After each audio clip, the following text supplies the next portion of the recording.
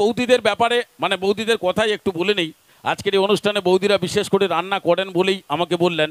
তবে দাদা অনেকে আবার আমাকে বলছেন, শম্ভুদা মাথায় একটাও চুল নেই, এটাকে আপনার স্টাইল? না দাদা, স্টাইলের কথা কি বলবো, আজকে এখানে যতজন অনুষ্ঠান দেখতে এসছেন সবার জীবনে একটা না একটা স্টাইল আছে। আর দাদা ধরে নিতে পারেন এটা আমার জীবনে একটা খুচরো স্টাইল।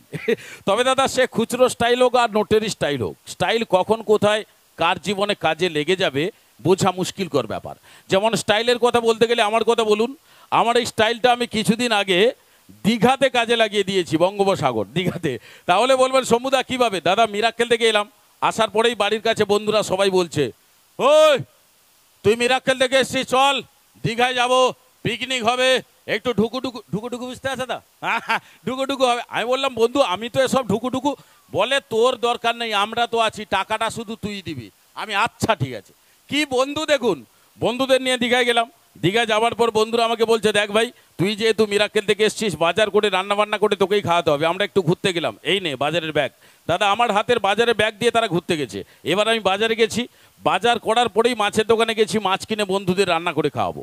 মাছের দোকানে গিয়ে যখন দেখি অনেকে অনেক রকমের মাছ নিয়ে বসছেন, তার মধ্যে একজন ঠাকুমা সমুদ্রের মাছ নিয়ে বসছেন, যেটা আমরা ঘরোয়া কথায় বলি নোনা মাছ।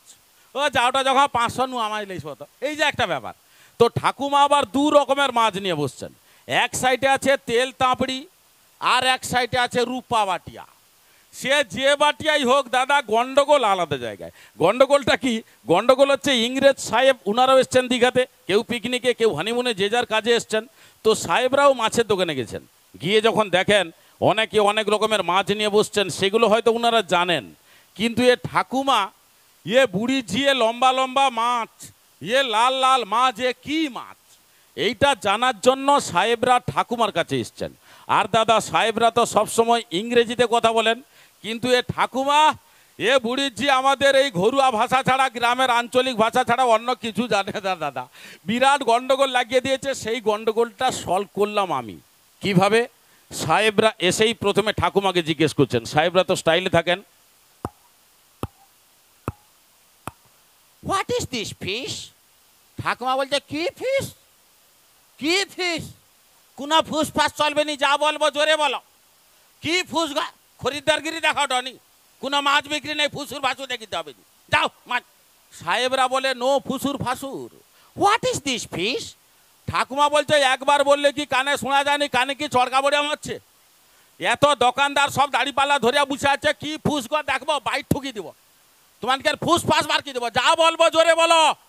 সব ফুস ফাস লাগিয়ে আছে, মাছ কি আর শিখাও রানি। সাহেবরা বলছে না। তখন সাহেবরা আবার বলছে, নো বাইট ঠুকা। What is this fish? তখন ঠাকুমার মনে হলো না এর একটা কি জিজ্ঞেস করছে। তখন ঠাকুমা কি বল, উনি আমাকে যখন দেখে, ও ভাই এদিকে একটু শোন। আমি বললাম, কি ব্যাপার ঠাকুমা? বলে, ভাই রে এরা ততক্ষণ থেকে কি ফুসফাস করছে, একটু উত্তরটা দিয়ে যেত। আমি আচ্ছা ঠিক আছে ঠাকুমা, আর একবার বলুক, দিলে আমি উত্তরটা দেবো। দাদা একটু বাড়াবেন। তো আমি ইংরেজদের সঙ্গে পাঙ্গা নেব, মাথায় চুল নেই, তবু একটু স্টাইল করে নিলাম, যেন দাদা প্রচুর আছে, এইভাবে একটু করে নিলাম, একটু স্টাইলে করে একটু দাঁড়িয়ে গেলাম। এবার সাহেবরা জিজ্ঞেস করছেন, হোয়াট ইজ দিস ফিশ? তখন আমি স্টাইলে, দিস ইজ ঠেল থাপড়ি অ্যান্ড রুফা ভাটিয়া। ওকে ওকে, ঠেল থাপড়ি অ্যান্ড রুফা ভাটিয়া। বৌদি হাসির কিছু নেই, গন্ডগোল এটা নয়, গন্ডগোল এই জায়গায়। সাহেবরা জিজ্ঞেস করছেন যে এগুলো কি তরকারি হয়?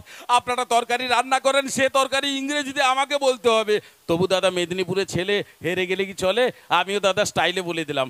সাহেবরা জিজ্ঞেস করছেন, হোয়াট ইজ দিস কারি?